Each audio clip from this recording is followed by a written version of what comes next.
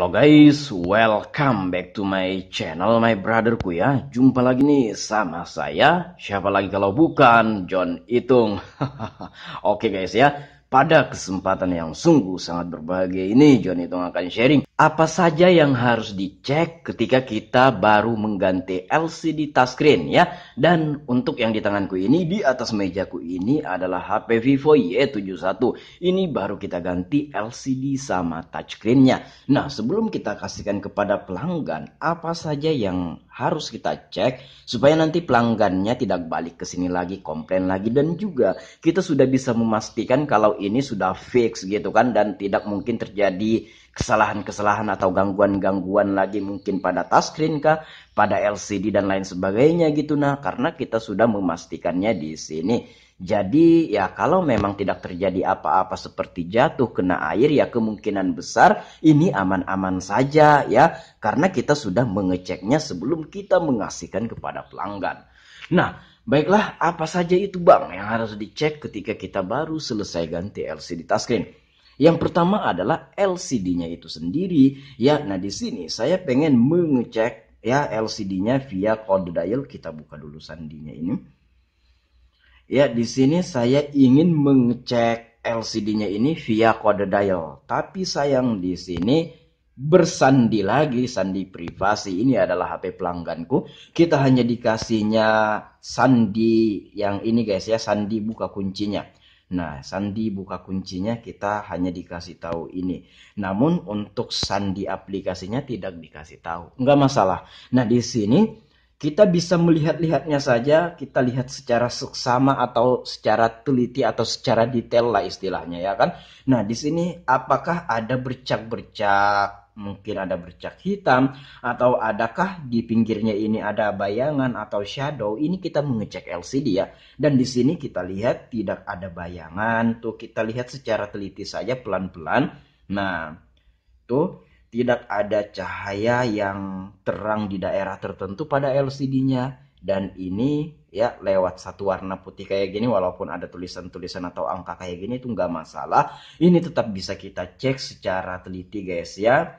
Nah, oke, untuk LCD-nya aman-aman saja. Dan kalau menurutku juga ini LCD-nya ini kualitasnya 11-12 guys ya, dengan ori pabrik, walaupun ini yang seperempat ya.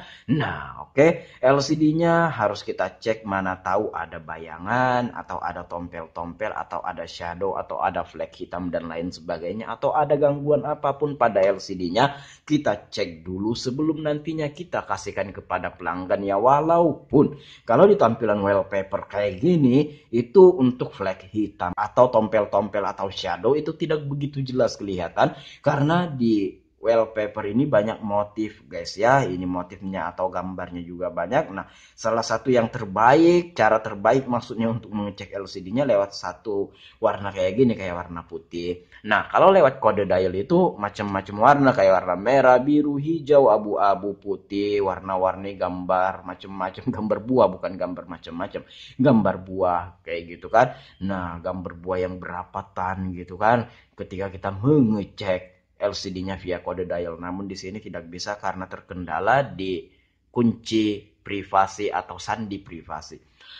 Oke, untuk LCD-nya aman. Kemudian yang harus kita cek selanjutnya adalah touchscreen itu sendiri. Jangan sampai teman-teman mengasihkan HP-nya ini sementara ada di daerah touchscreen tertentu yang tidak sensitif atau bahkan tidak berfungsi. Nah, di sini saya udah mengecek semua, tidak ada daerah yang tidak sensitif. Semuanya sensitif-sensitif aja, bagus-bagus saja. Padahal kalau kita cek lewat kode dial itu bisa kita cek secara keseluruhan. Nah, ini bisa juga kita cek secara keseluruhan pelan-pelan, dan kita bisa buka aplikasi-aplikasinya ini, dan ini saya bisa pastikan semuanya aman-aman saja dari atas sampai bawah guys ya.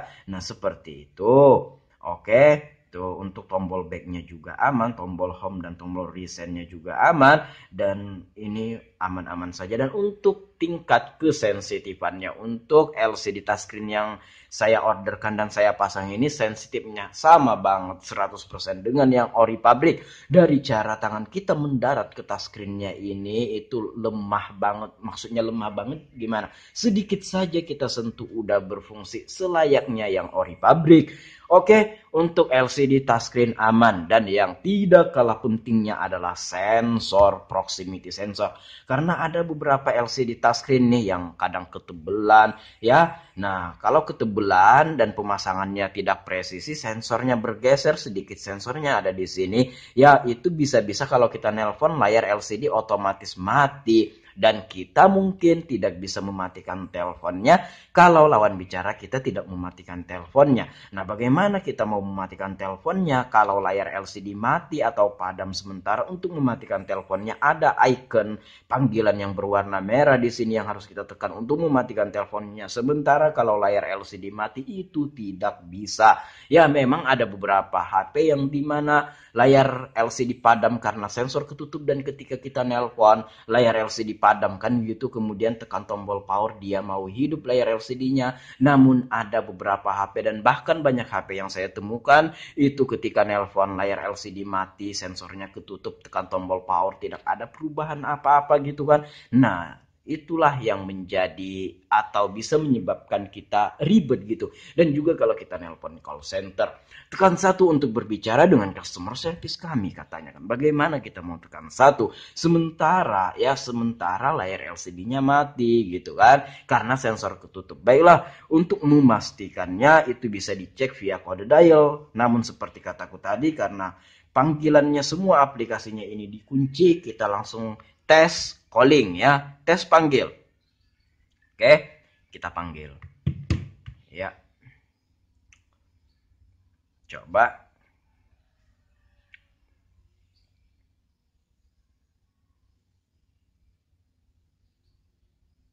Ya.